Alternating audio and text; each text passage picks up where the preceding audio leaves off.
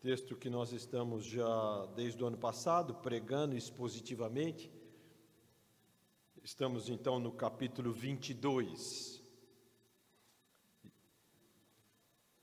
A partir do verso 15 até o verso 22. O Evangelho segundo Mateus, capítulo 22, do verso 15 até o verso 22. Um texto conhecido da cristandade, assim como vários outros, que fala sobre a questão do tributo.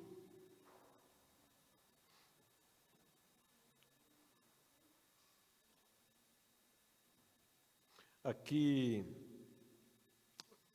faremos a leitura de cada verso e estaremos assim explanando cada um deles. Então, vamos deixar toda a leitura nesse processo. Não faremos a leitura toda agora.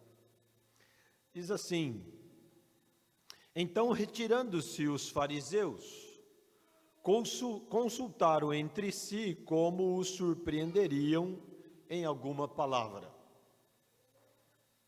Aqui na manhã desse mesmo dia, nós podemos relembrar que o Senhor Jesus, por meio de uma contra-pergunta, ele havia mais uma vez humilhado, por dizer assim, derrotado os fariseus, né? Esses fariseus sempre estavam perseguindo o Senhor Jesus desde o início do seu ministério, principalmente quando viram que ele não era um simples rabi errante daquele tempo, um aventureiro religioso, mas alguém que pregava e pregava com autoridade, alguém que também realizava milagres, prodígios. E aqui então, essa cena mais uma vez se repete, né? Eles tramavam, eles confabulavam como iriam pegar Jesus em alguma armadilha, né? Em alguma contradição. E o Senhor sempre os humilhava, como já vimos em outras passagens. Eles então não desistiam, né? Gente ruim é assim, né? Já aplicando e trazendo para nós, né? Gente ruim e pecadora não desiste tão fácil. É gente que perde e sempre perde, e mesmo assim não se arrepende, não dá o braço a torcer, e aí eu não estou dizendo de uma questão positiva, mas negativa, e continua agindo de forma pecaminosa, né? Em vez de clamarem, como o Senhor também ensinou lá no Evangelho de Lucas, capítulo 18, verso 13, ó Deus, tem misericórdia de nós pecadores. Não, eles sempre estavam sendo derrotados, assim como muitos outros pecadores, e não dão o braço a torcer e continuam no seu pecado. E eles assim se tornaram ainda mais determinados em matar o mestre. Devemos também lembrar que o contexto aqui é a entrada do Senhor Jesus em Jerusalém para cumprir a sua última semana e depois ser levado à cruz.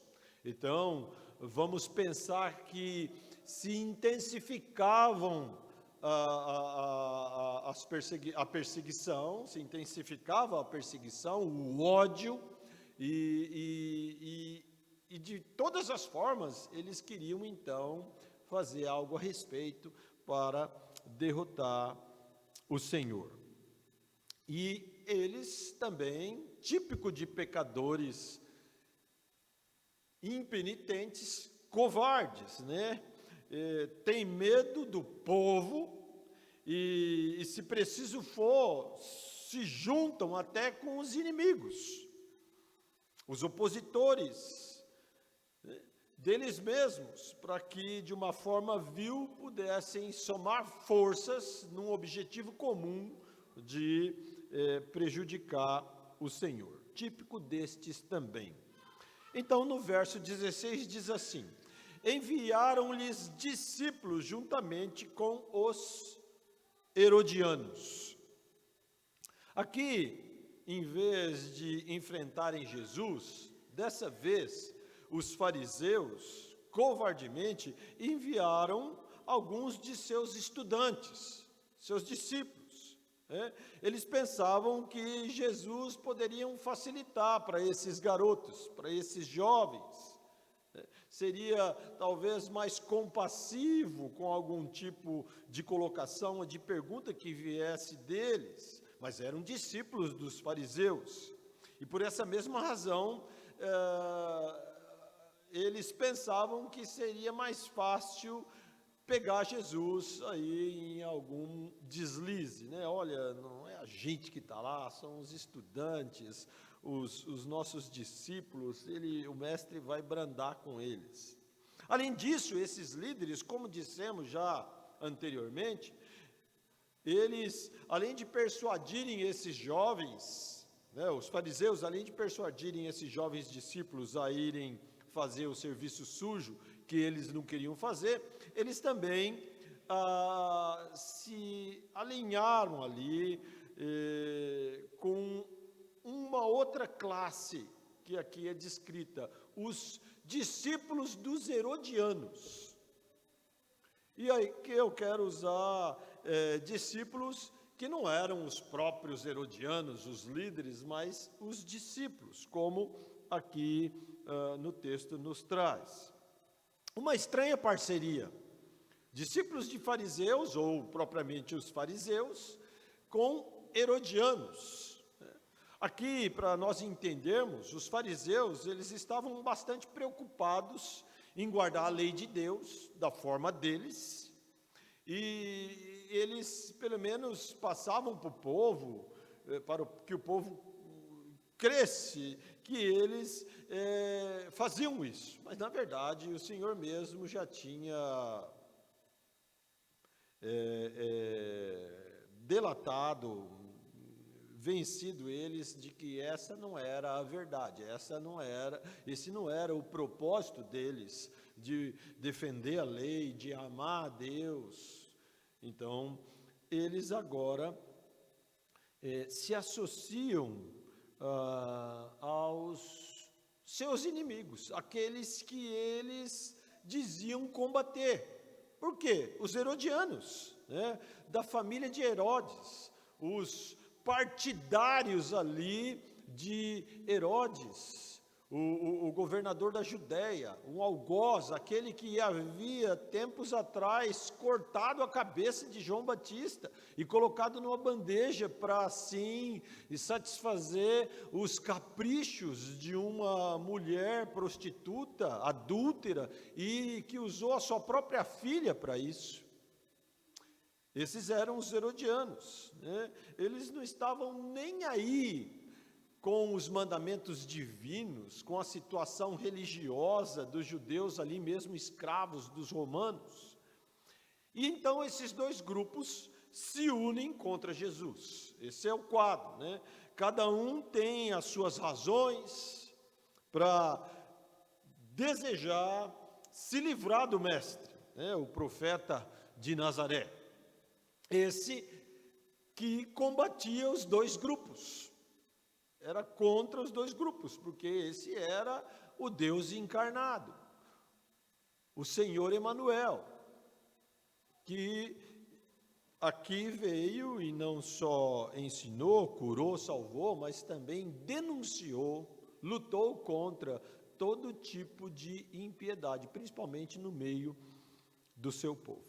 Temos aqui então dois inimigos, mas com um ideal comum.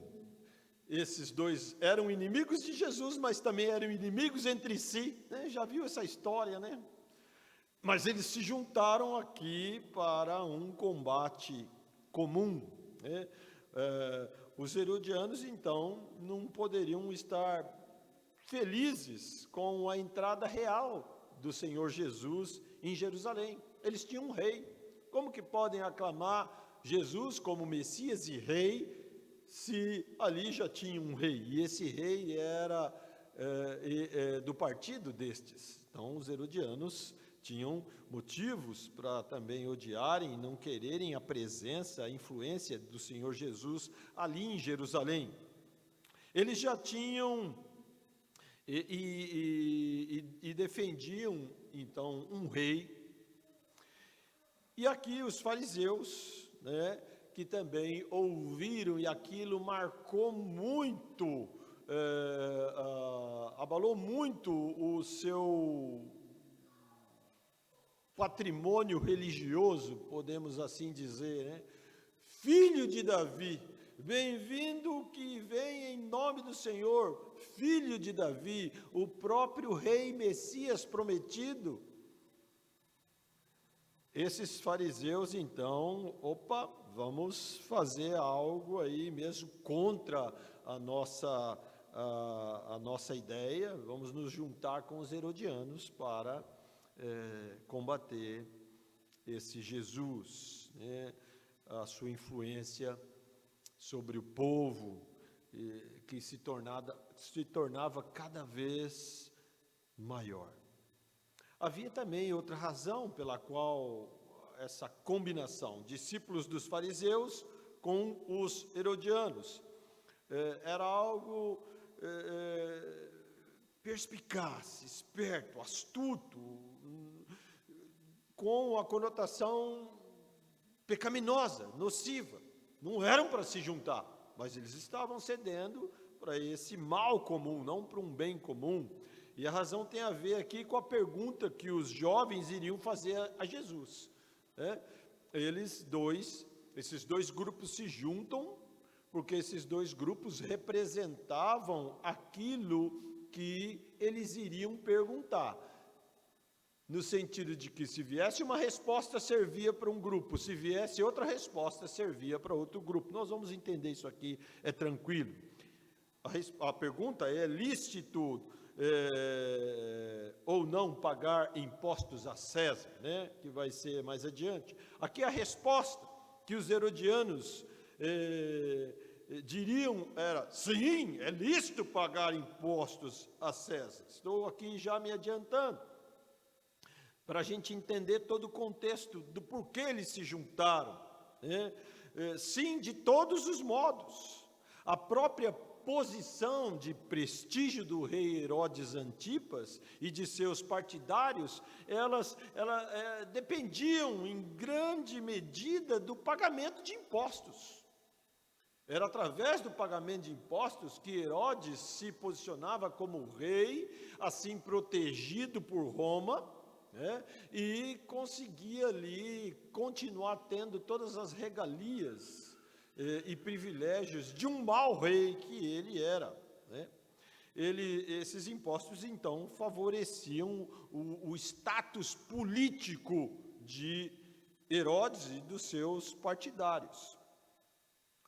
Já os fariseus, que também tinham entre eles alguns mais radicais, como os zelotes, partido que não é mencionado aqui, mas era... Nesse sentido, os zelotes se juntavam com os fariseus e saduceus em odiarem os impostos, acharem isso não só algo injusto, mas uma blasfêmia contra Deus. Mas a verdade é que a blasfêmia maior para eles, e que não era blasfêmia, era a dor no bolso, né? Então aqui eles não admitiam os impostos, né? E se aqui o Senhor viesse a responder algo contrário, iria ser pego também, né? Então, aqui os fariseus assumiam uma posição semelhante a esses zelotes, embora um pouco menos fanática, né? Aqui, em geral, o ódio dos herodianos era maior dirigido... o ódio que os fariseus tinham pelos herodianos era mais dirigido aos romanos, porque eram os romanos que estavam sob os herodianos e os usava para cobrar impostos do povo, né? Aqui então, nós podemos ver toda essa cena, né? E nesse sentido, essa união ilícita, pecaminosa, para combater o Senhor Jesus. Entendendo aqui também a questão do tributo, né? Que vai ser a pergunta depois.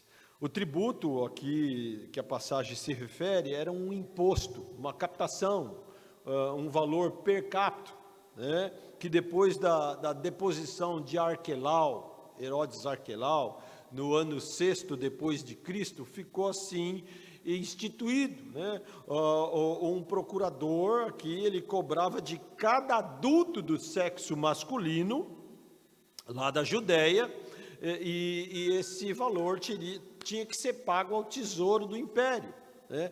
Via governo de Herodes. Então, eles estavam perguntando se seria lícito um judeu pagar por esses impostos. 2 grupos que esperavam 2 respostas. De um jeito ou de outro, o Senhor iria ser pego, então, na ideia, na confabulação que eles fizeram, né, de juntar esses 2 grupos e idealizar essa pergunta. Temos que também pensar que essa pergunta não viera dos discípulos. Eles aqui estavam sendo usados como é que chama? Marcha de manobra? Eles eram os laranjas aqui, né? Quem instruiu e fez ali a reunião, vão lá e fazem a pergunta lá para esse rabi errante, foram os líderes que entraram nesse acordo. Então, se Jesus respondesse sim, ele poderia separar-se não só dos zelotes e fariseus, mas também de todo judeu devoto, amante da liberdade. Então, o senhor concorda? É devido, então, é lícito pagar esse tributo para um povo que nos escraviza, que nos domina? O Senhor Jesus ficaria em maus lençóis. Se ele respondesse não, estaria se expondo à acusação de traição contra o governo de Herodes e contra o Império Romano, do qual esse imposto era repassado. Então essa aqui parecia uma pergunta muito difícil de ser respondida, né? Uma pergunta capciosa, como diz o mineiro, né? E iria, de um jeito ou de outro, comprometer os 2 lados. Mais uma armadilha aqui para pegar o mestre. E assim vieram a Jesus, verso 16, a segunda parte do verso. Mestre, sabemos que é verdadeiro e que ensinas o caminho de Deus de acordo com a verdade. Se te importares sem te importares com quem quer que seja, porque não olhas a aparência dos homens. Aqui, estes, de uma maneira lisonjeira, falsa, falam que Jesus é mestre. E aqui a palavra, né, professor, né, tivemos o dia do professor, né, recentemente, né, didásculos. No Novo Testamento, era alguém que ensinava a respeito das coisas de Deus e dos deveres dos homens. Alguém que era qualificado, preparado para ensinar. Mestres da religião, então a religião judaica. Alguns usavam a expressão da fala hebraica, rabi. E aqui então eles expõem Jesus mais uma parte aqui da cena, devemos sempre entender que a maioria dessas perguntinhas, ou grandes perguntas, era a público. O Senhor Jesus não estava, vamos ali numa salinha, vocês perguntam aí, faz uma entrevista, depois a gente passa o que tiver que passar. Não, era sempre a público. E eles então disseram, mestre, tu és um mestre de quem o povo pode depender, tudo o Senhor sabe, o Senhor é digno de confiança, o Senhor ensina com autoridade, o Senhor fielmente expõe os caminhos da vontade de Deus. Eles prosseguem então e diz, sem te importares com quem quer que seja, que provavelmente significaria o seguinte, numa interpretação aqui dessas palavras, que não te permite ser pressionado por opinião de alguém. Ou seja, Jesus não era político, ele não estava preocupado se iam gostar, se não iam. Ele falava e falava mesmo. Não tens medo de ninguém. A questão de não se importar com alguém. Deixa eu medir minhas palavras aqui, deixa eu ser politicamente correto. Vocês entendem muito bem. Hoje em dia isso está bem aberto a todos. Graças a Deus, para que a gente não se engane. Não buscas o favor de ninguém. Conclui aqui então a introdução que eles fizeram antes de sua pergunta, Eles usam aqui uma expressão idiomática grega e hebraica, porque não olhas no rosto de homens. E Jesus, sendo Deus, não temia homens.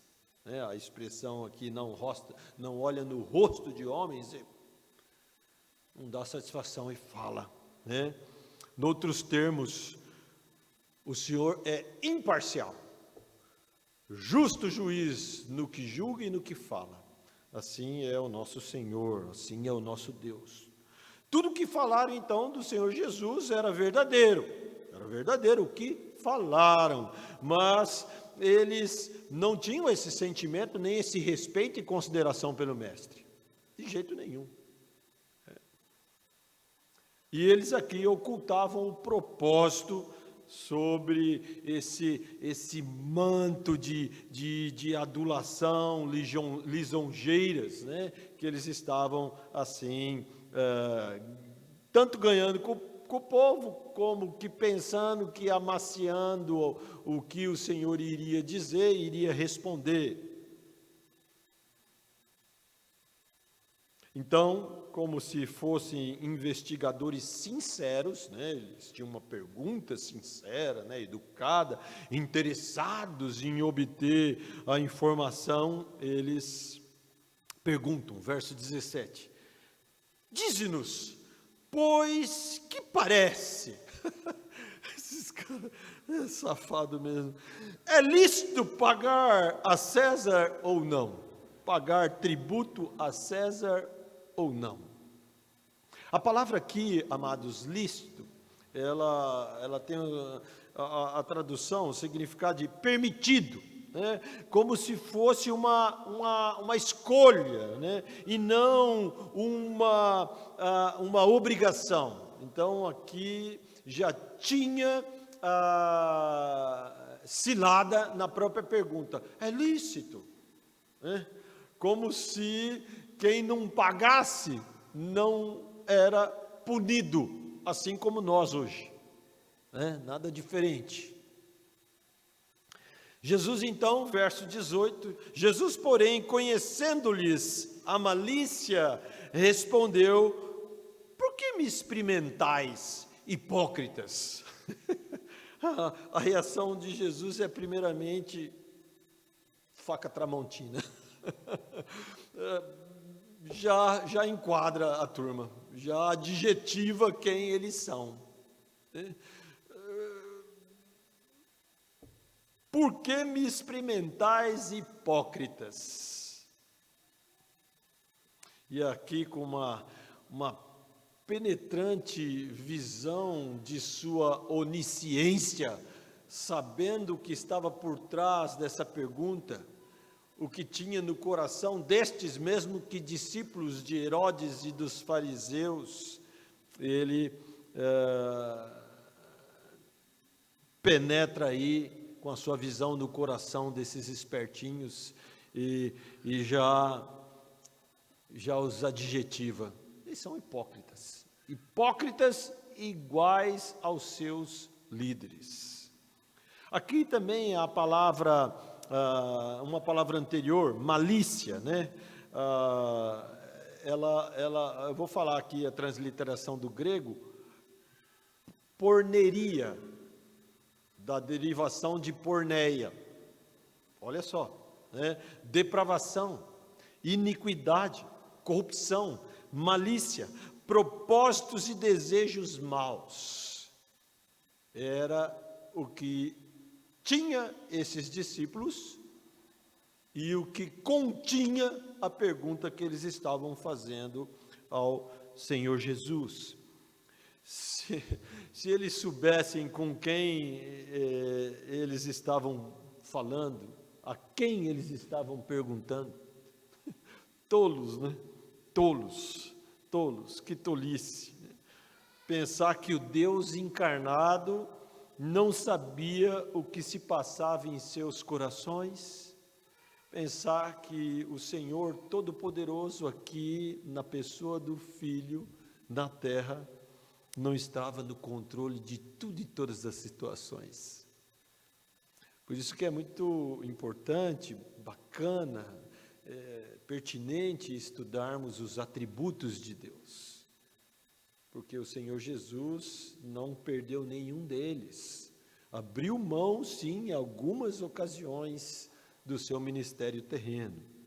E não quando nós vamos para o texto bíblico, para uma narrativa desse tipo aqui, nós temos que ter a consciência de que nada está sendo novidade, surpresa, escândalo para o Senhor Jesus Cristo. Jesus, então, como dissemos, o adjetiva como hipócritas. Esse era também um adjetivo preferido de Jesus, né? Parece que o Senhor Jesus falou diversas vezes essa palavra. Se tinha, não é um palavrão, né? Mas se tinha uma forma de Jesus chocar, né, e enquadrar alguém, era chamar de hipócrita, né? Sempre usado aqui em referência aos seus perseguidores, os fariseus, aqui os líderes religiosos, né?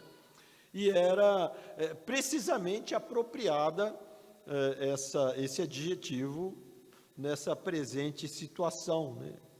Hipócrita, diz uma coisa, mas na sua intenção é outra. Hipócrita, pretende fazer uma coisa, mas tenciona a fazer outra.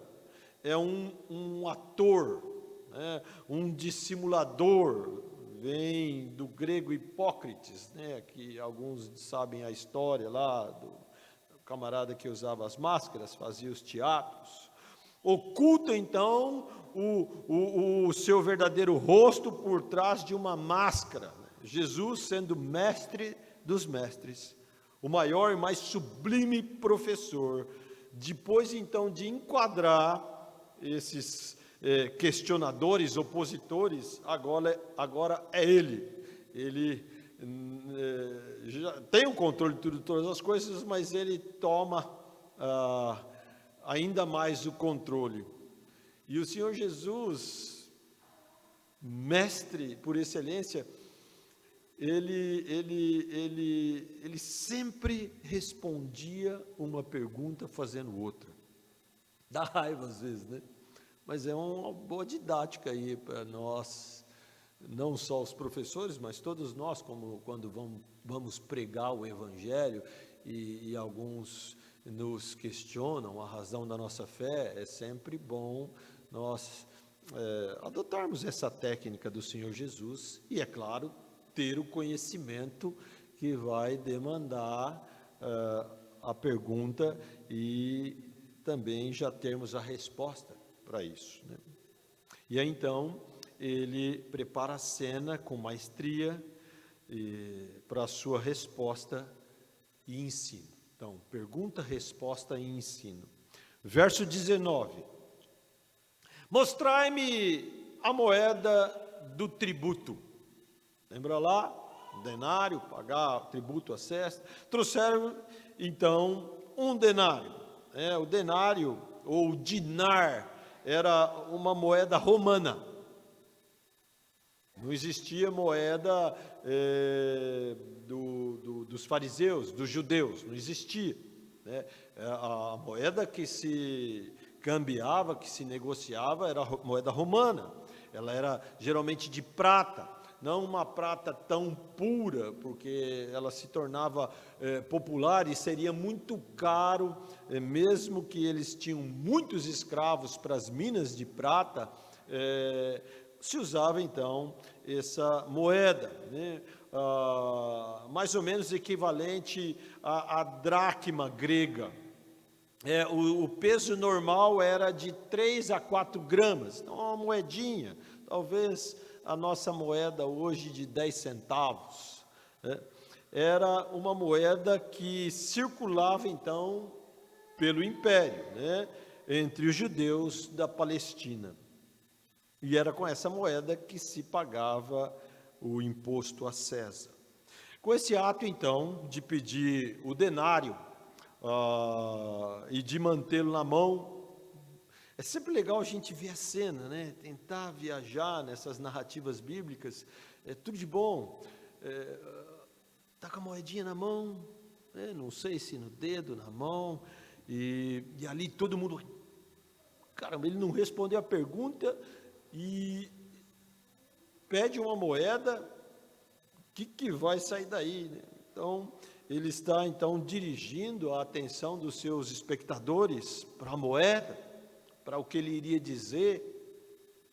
Ou seja, nessa moeda, a cabeça cunhada na moeda e para a legenda que existia do outro lado da moeda, o que acompanhava esse denário.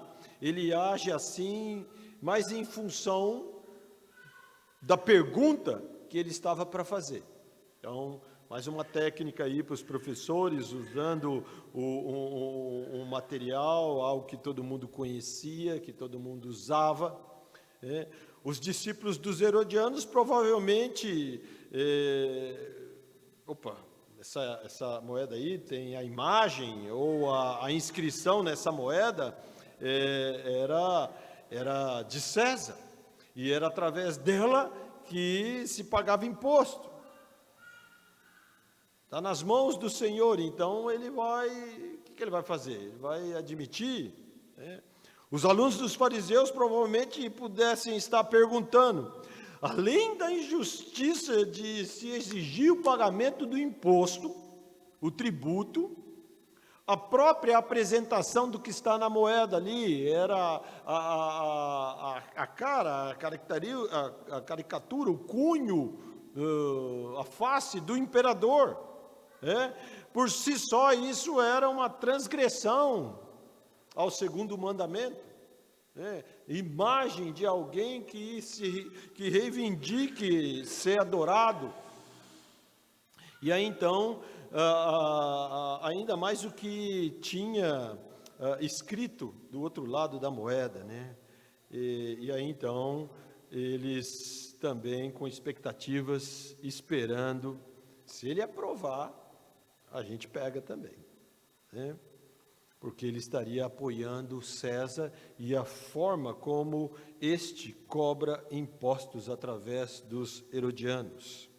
E aí então aqui, amado, quer a moeda tivesse a data do reinado de Augusto ou de Tibério, 2 imperadores, um que sucedeu o outro, então as moedas continuavam ocorrendo, assim como as nossas. Em qualquer caso, o imperador estaria aqui atribuindo glória a si próprio. Então, uma moeda, naquele tempo, ela era uma mini propaganda e de uma forma muito bem idealizada de quem se deveria adorar, de quem mandava. Olha só, né? Eu estava tentando fazer a pesquisa, né, sobre os cunhos de moeda. Graças a Deus e pela influência cristã, as moedas mudaram, né? E em algumas até, pelo menos as moedas norte-americanas, algumas nossas cédulas, nós também, tem lá a palavra de Deus, tem o tributo a Deus nesse sentido, né? Não tem lá a figura de uma personalidade, pode ter a figura que tem lá, às vezes, da fauna, da flora, como algumas cédulas nossas, né? Mas naquele tempo não. A personalidade que existia nessa moeda, e essa moeda precisava ter para se comer, para se vender, para se comprar, era a figura do imperador. No verso, estava, então, esse imperador sentado num trono, né? E ele usava um diadema na cabeça e estava vestido como um sumo sacerdote. Era a realeza. As inscrições, interessante aqui, só para os irmãos terem esse conhecimento, a gente viu, com as abreviaturas que existiam, eram exibidas, né, com um V, que representava o nosso U, né, que são as seguintes, né, no averso da moeda, eu não vou ter dificuldade tremenda aqui de ler, né, Sardive Afasgustus. A tradução disso é Tibério César Augusto, filho do divino Augusto. Olha só o que tinha nessa moeda, realmente era algo agressivo aos fariseus. E no verso da moeda, aí mais fácil aqui, Pontifex Maxim, a tradução sumo sacerdote. Então, era o que representava esse tributo que tinha que ser dado a César. E aí então todos os olhos postos em Jesus, a tensão devia ser tremenda, e ele então pergunta: de quem é esta esfinge e inscrição? Aquilo que nós acabamos de passar aqui. Responderam: de César.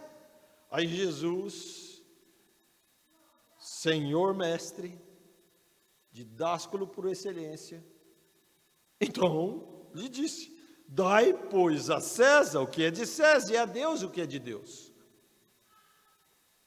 Perfeito, perfeito. E a gente vai entender aqui, eu vou tentar aqui explicar e tirar alguns ensinos desses últimos 2 versos, que é a base do sermão, que é onde nós temos mais aplicações para as nossas vidas. Primeiro aqui, a primeira explicação e aplicação, Jesus não estava se desviando do assunto, saindo pela tangente, a Graça não está aqui, Leão da Montanha, não estava, ele estava dizendo claramente: sim, paguem o imposto. Por quê? Iria isso desonrar a Deus? Não é de Deus. Essa moeda, esse imposto não é de Deus. Então, pague o imposto.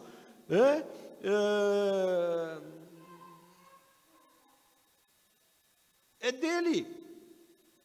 É para ele, não é para Deus. Isso não vai significar nada.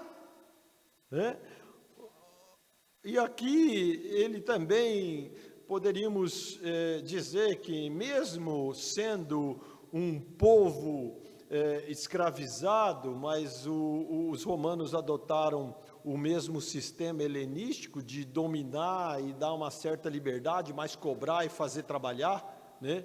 Que trazia assim um aspecto de vida não escravagista, mas submissos, talvez não tão diferente como alguns países comunistas, né, que nós hoje temos bem mais conhecimentos do que em outro tempo. E aqui então o Senhor não disse para desonrar o imperador, recusando-se a pagar por aquilo que era dele, né? E também, como podemos entender e sermos honestos, existia relativamente uma sociedade ordeira, existia proteção policial, existia estradas, existia exército, existia ali um controle para que qualquer um fizesse o que quisesse, existiam leis, né? Então, tudo isso também entrava para ser sustentado por esses impostos, né? E que o povo desfrutava, algo que também devemos pensar, considerar. É muito interessante, né? Às vezes, conversando com alguns mais jovens, eles não têm essa noção toda. Por que a gente paga tanto imposto?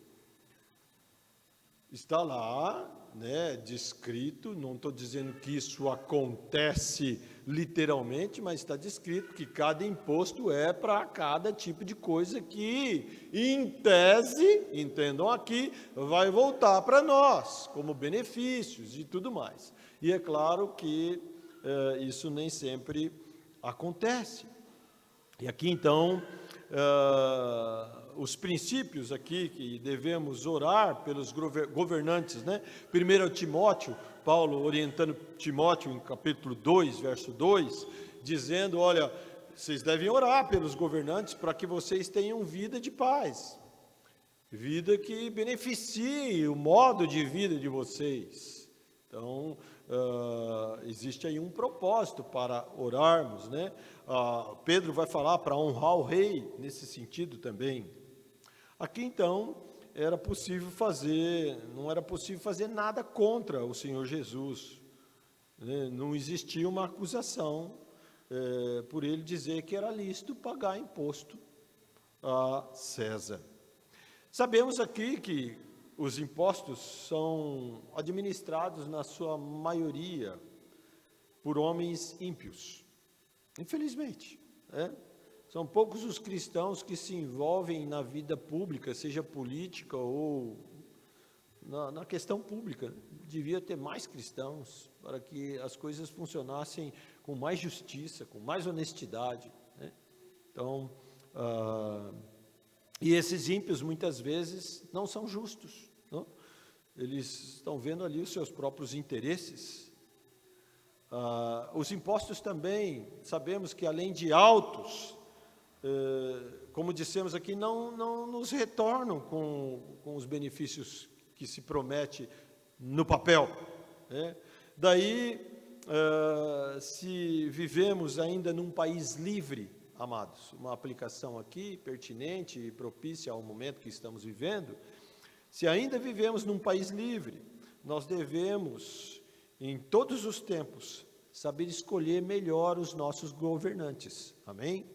E nos dias de hoje temos muitos recursos, ficha limpa, tantos aplicativos para ver quem é quem, examinar a vida das pessoas. Tem candidatos até que, se você marcar, conforme for, ele recebe você para conversar com ele, né?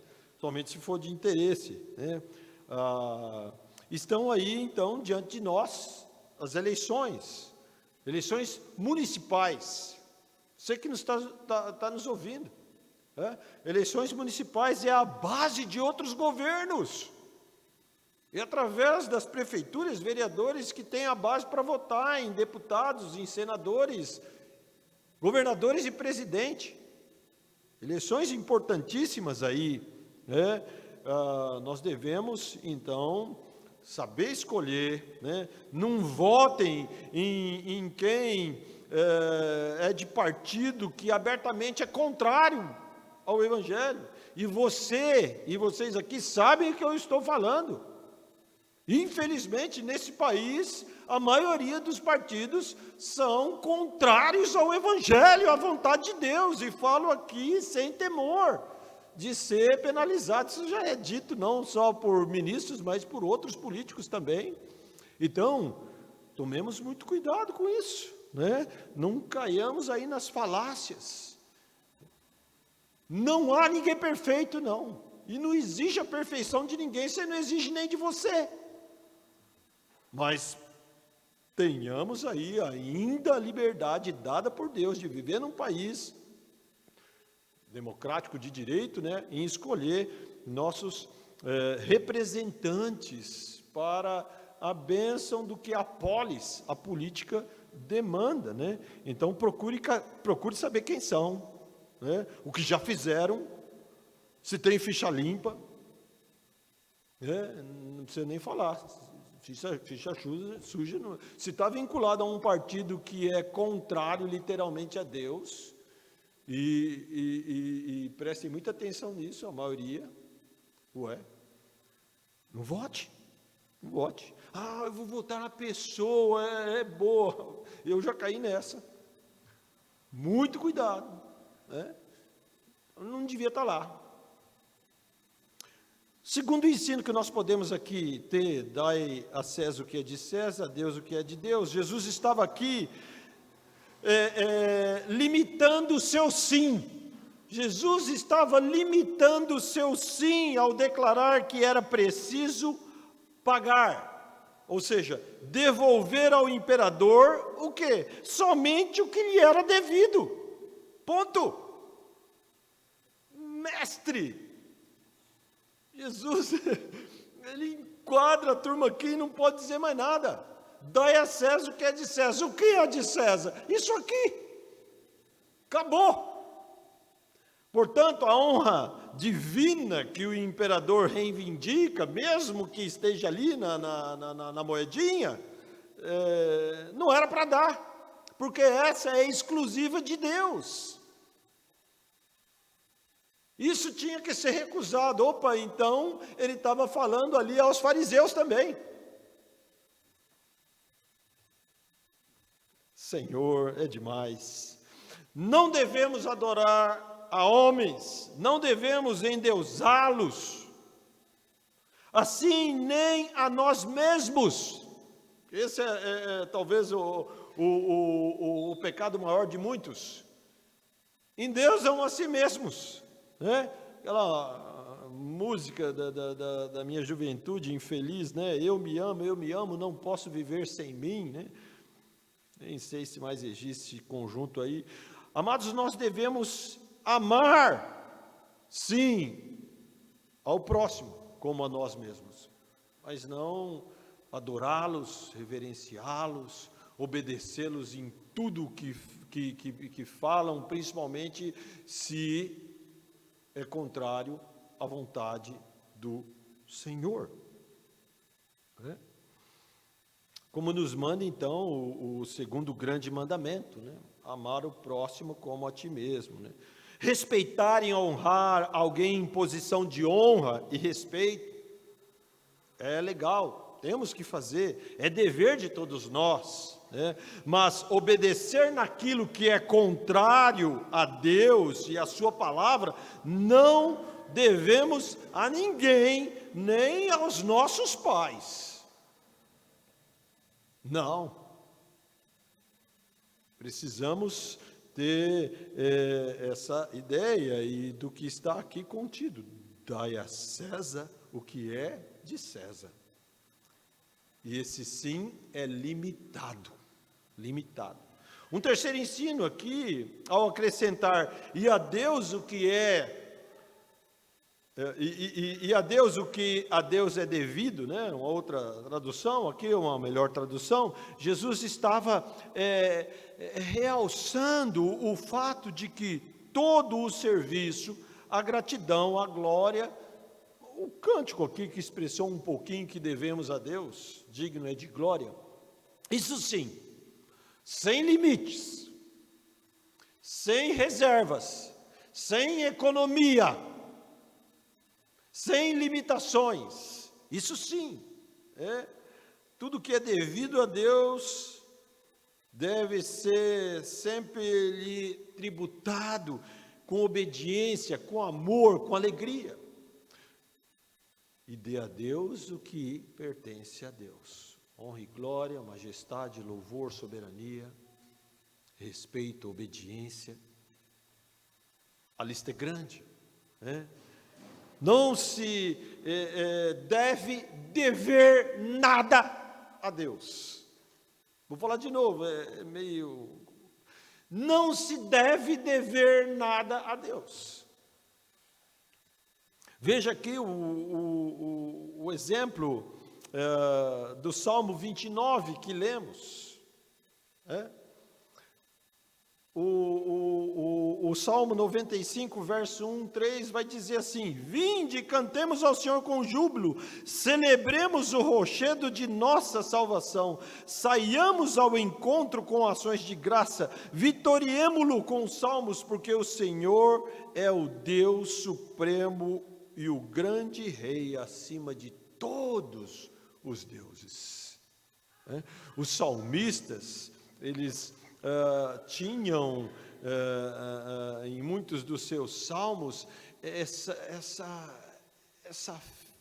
firme convicção e entendimento do que eles deviam a Deus: tributo, honra, glória, louvor, serviço, devoção, adoração.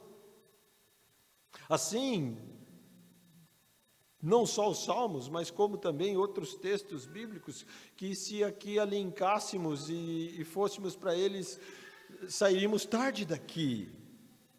Não dar a Deus o que lhe é devido era exatamente o que esses espiões aqui, esses meninos bobos, tolos e seus mestres estavam fazendo, né? Eles conspiravam incessantemente para destruir o Filho do Deus amado, o nosso Senhor Salvador. Em vez de fazerem o contrário, Jesus aqui indiretamente estava falando a eles também: olha, vocês não estão me dando honra, o povo me deu honra, cheguei aqui, entrei em Jerusalém, entrei num jumentinho, jogaram as suas vestes palmeiras e me aclamaram, me deram e me tributaram louvor do que era devido, mesmo sem saberem. Até as pedras clamarão. E nós que temos a palavra, domingo a domingo,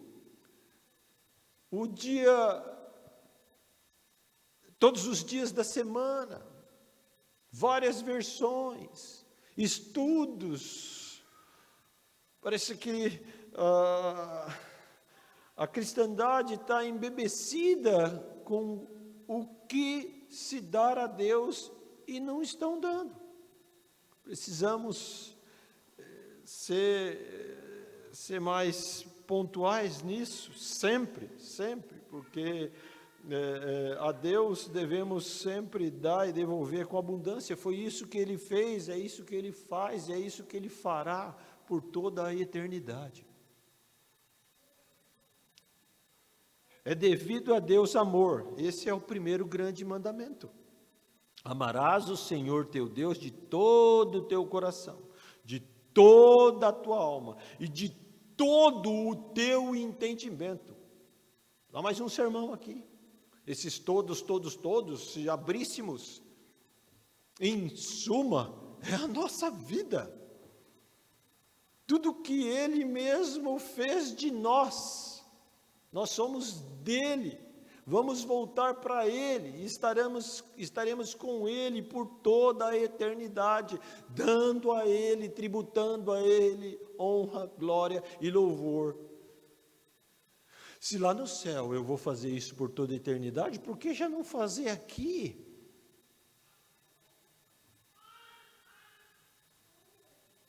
Isso é o que todos os seres humanos, em todos os tempos, deveriam dar a Deus: amor. E amor aqui na extensão de tudo que Ele representa: obediência, devoção, consagração, gratidão.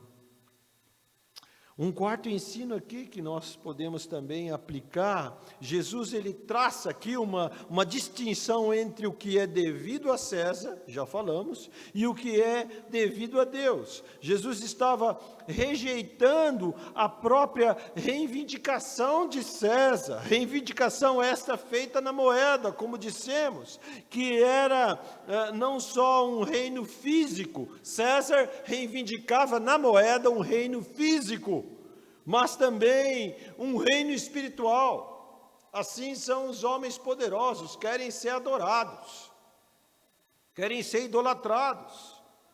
Aqui, anotar a presença na moeda, lá, como falamos, a palavra em latim, né? Pontífices maximus, sumo sacerdote. Os governantes, amados, devem sim ser respeitados e obedecidos quando suas vontades não colidem com a vontade divina do soberano Senhor. Vamos ler Romanos 13, do verso 1 a 7. Abra aí a sua Bíblia, por favor, para entendermos de forma mais clara o que o Senhor Jesus disse e o que Paulo aqui, então, explana com mais propriedades, com mais detalhes. Diz assim, Romanos 13, verso 1 a 7, todo homem esteja sujeito às autoridades superiores, porque não há autoridade que não proceda de Deus, e as autoridades que existem foram por ele instituídas. De modo que aquele que se opõe à autoridade resiste à ordenação de Deus, e os que resistem trarão sobre si mesmos condenação. Porque os magistrados não são para temor quando se faz o bem, e sim quando se faz o mal. Queres tu não temer as autoridades? Faze o bem, e terás louvor dela, visto que a autoridade é ministro de Deus para o teu bem. Entretanto, se fizeres o mal, teme, porque não é sem motivo que ela traz a espada, pois é ministro de Deus, vingador para castigar o que pratica o mal. É necessário que lhe estejais sujeitos, não somente por causa do temor da punição, mas também por dever de consciência.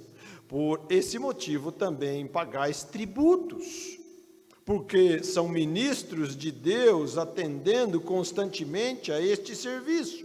Pagai a todos o que lhe é devido, pagai a todos o que lhe é devido, a quem tributo, tributo, a quem imposto, imposto, a quem respeito, respeito, a quem honra, honra.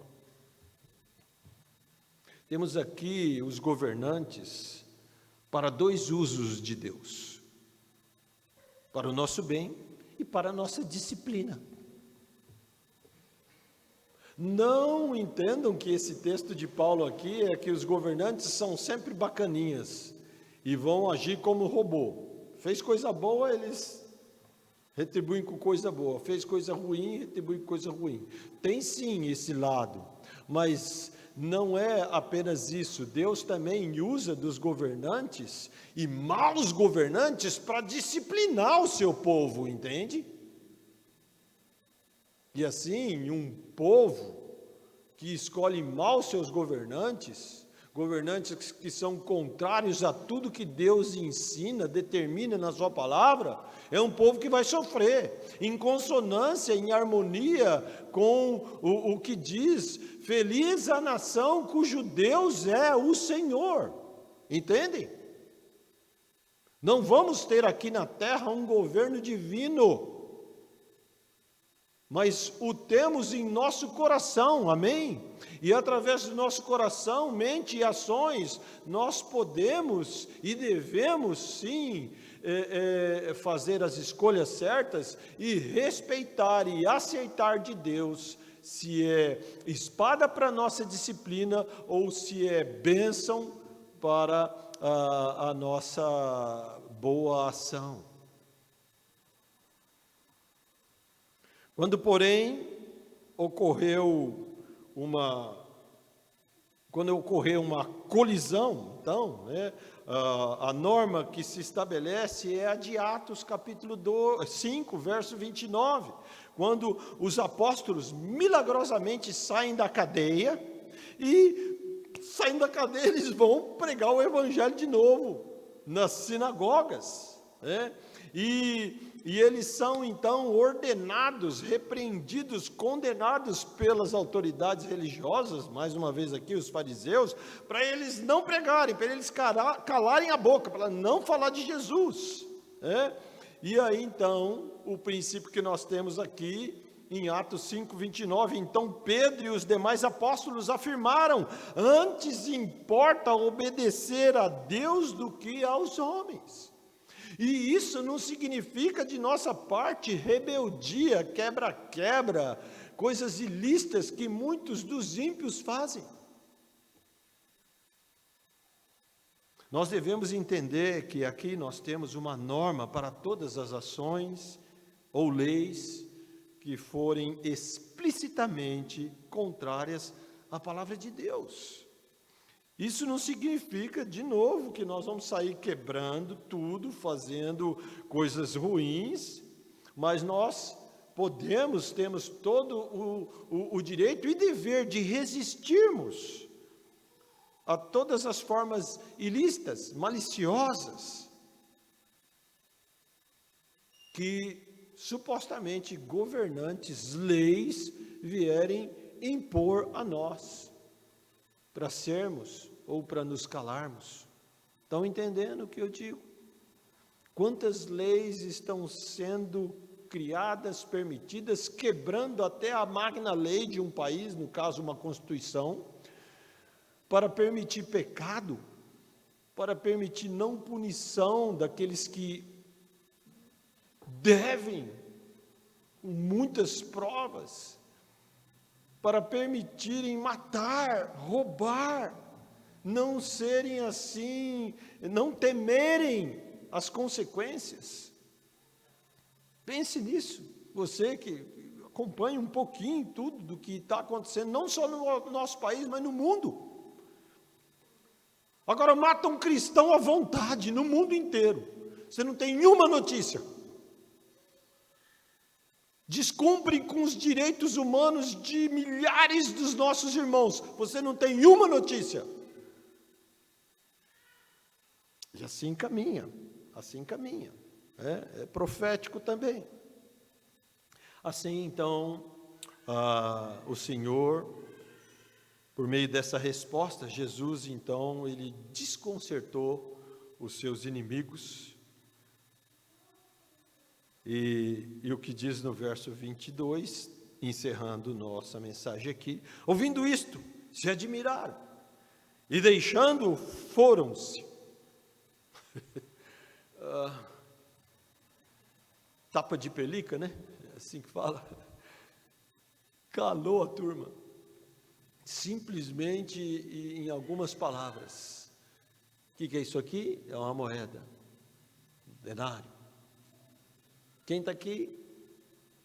Então dê a ele o que é dele, e a Deus o que é de Deus. Esses não esperavam esse tipo de resposta do Senhor. Mais uma vez o Senhor os surpreende e os desbarata, né? Eles estavam, sim, dominados de espanto e admiração. Isso não tem nada a ver que eles se arrependeram, creram, se converteram. Certamente não. Deus, amados, causa admiração. A palavra de Deus causa admiração aos homens ímpios. Não se engane, causa sim. Mas eles continuam não dando ao Senhor o que lhe é devido, infelizmente. E você? A quem o que tem dado ao Senhor, ou o que não tem dado ao Senhor? Eu quero ler o Salmo 96, o verso 7 e 8. Salmo de número 96, versos 7 e 8.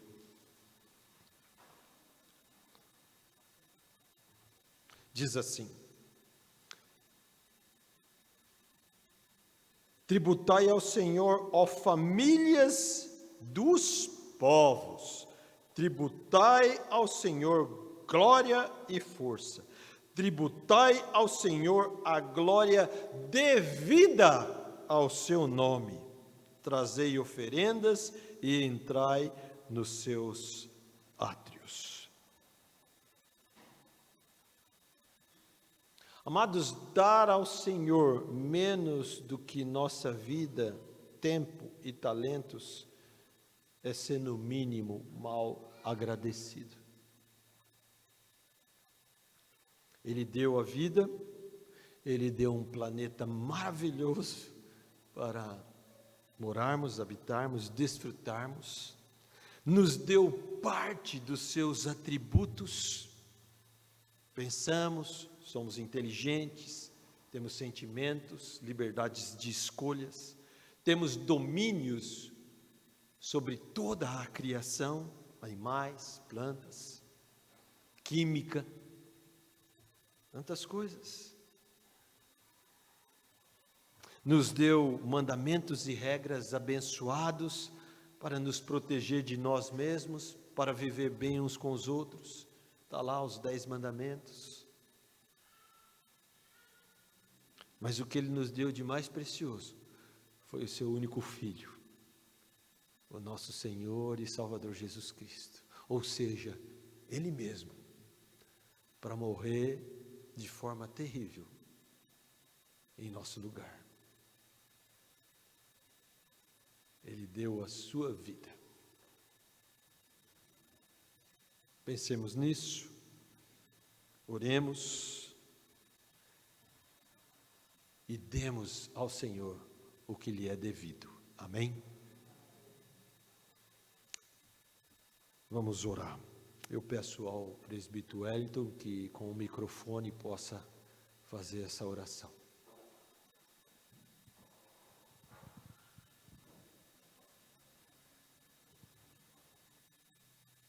Santo Deus, amado Pai, Deus de toda graça, Deus que tem nos ensinado, Senhor, tem sido presente nas nossas vidas,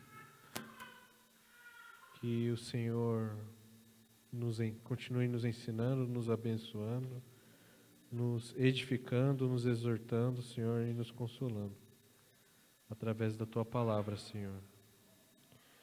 Que possamos, Senhor, através de Cristo Jesus, o autor e consumador da nossa fé, Senhor, ter os olhos sempre fitos em Ti, o Alfa, o Ômega, Senhor.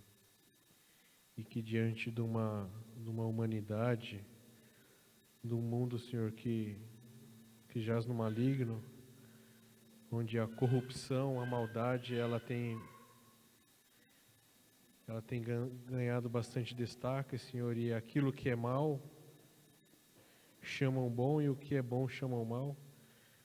Que possamos permanecer com as nossas convicções baseadas na Tua palavra e focar no Senhor, nos Teus ensinamentos, Senhor, e que a obediência às autoridades elas estejam limitadas, Senhor, até o momento em que aquilo confronte e haja um conflito com a Tua Santa Sagrada Escritura, Senhor.